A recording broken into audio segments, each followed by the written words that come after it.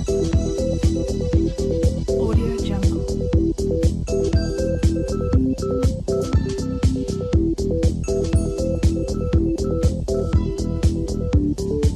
Audio Jungle.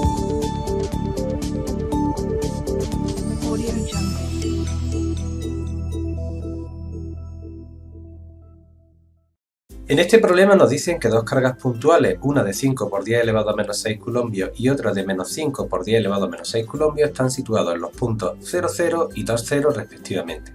Nos piden determinar el valor del campo eléctrico en el punto 2, 1 y nos proporcionan el valor de la constante electrostática. Fijaros que para resolver el problema lo que nosotros vamos a recurrir es al principio de superposición, y es que vamos nosotros a calcular el campo eléctrico que generaría la carga positiva en el punto 2, 1 y el campo eléctrico que generaría la carga negativa en el punto 2, 1. De esta forma, lo que nosotros decidiremos es que el campo total será la suma vectorial de los dos campos, el producido por la carga positiva y el producido por la carga negativa. Cosa a recordar, que una carga positiva tiene siempre un campo que se aleja de ella, mientras que la carga negativa va en dirección de la propia carga.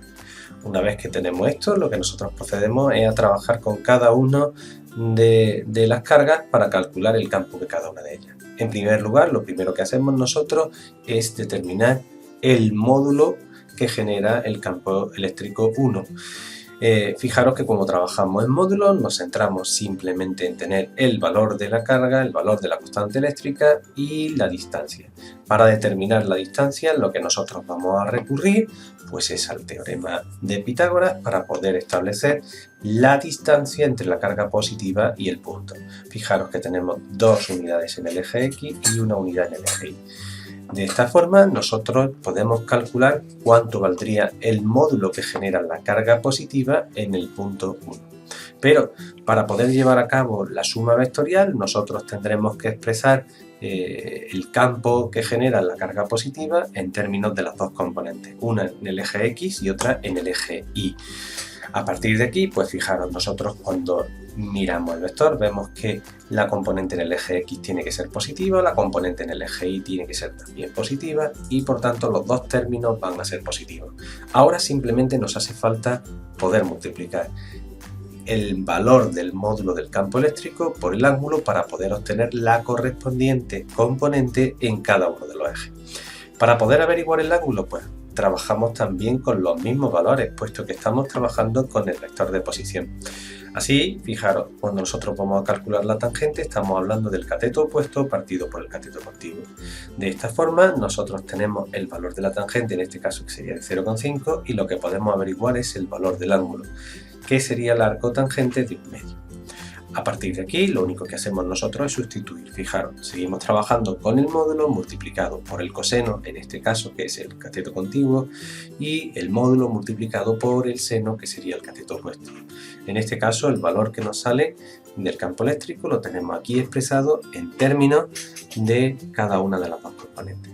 Procederemos ahora también igual para la componente en el eje, para la carga negativa. Siempre nosotros comenzamos trabajando con el módulo de este campo. Recordar que como trabajamos en módulos no estamos haciendo cuentas del propio signo, el signo va a aparecer cuando tengamos en cuenta las componentes. Esta es la razón por la cual aquí nos aparece positivo, pero fijaros que cuando nosotros vamos a establecer las componentes ya perfectamente podemos ver que este vector campo solo tiene una componente en el eje Y, la componente en el eje X será 0 y además la componente en el eje Y será negativa. Este es el apartado importante a tener en cuenta. Una vez que esto lo tenemos muy claro, pues nada, lo único que tenemos que hacer es sustituir el valor del módulo, pero ahí tenemos nuestro signo.